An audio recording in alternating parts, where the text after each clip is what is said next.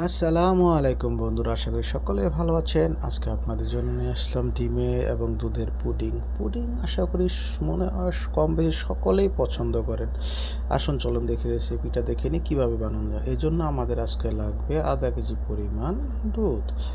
সেই দুধের সাথে 3 টেবিল চামচ চিনি সুন্দর করে দুধের সাথে মিক্সিং করে নিই যেন না থাকে এবং ভালো করে নাড়াচাড়া করে না। এদিক দিয়ে আবার দুটো ডিম ভেঙে ভালো করে ফেটে নিই যাতে দুধের সাথে ভালো করে মিক্সিং হয়ে যায়। এদিক দিয়ে মিক্সিং হতে থাকুক, তারপরে দুধ এবং ডিমের সাথে ভালো করে মিক্সিং করে নিই।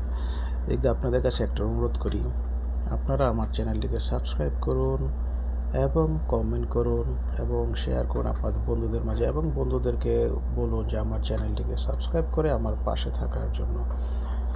তো এরপরে আপনারা মিক্সিং করার পর এদিকে ক্যারামেল বানিয়ে নিয়ে 2 টেবিল চামচ চিনির মধ্যে আপনার পানি দিয়ে, সামান্য পরিমাণ পানি দিয়ে এটাকে ক্যারামেল বানিয়ে নিন।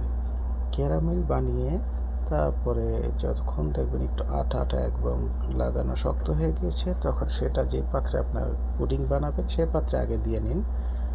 সে পাত্রে আগে দিয়ে ভালো করে নাড়িয়ে এরপরে আপনার উপর যে মিশ্রণটা দিয়েছেন, পুডিংয়ের মিশ্রণটা, দুধ ডিমের পুডিংয়ের যে মিশ্রণটা, এটা দিয়ে এখন গরম করে নিন। গরম করা হয় ওভেনে দিন অথবা পাতিলে দিন, 30 মিনিটের মতো রেখে দিন। 30 মিনিট গরম করার পর অতিরিক্ত আঁচ নয়, মিডিয়াম আঁচে বা লোয়ার আঁচে রাখুন 30 মিনিটের মতো। তারপরে 30 মিনিট পরে নামিয়ে আপনারা মজার মতো উপভোগ করুন পুডিং। ধন্যবাদ সকলকে।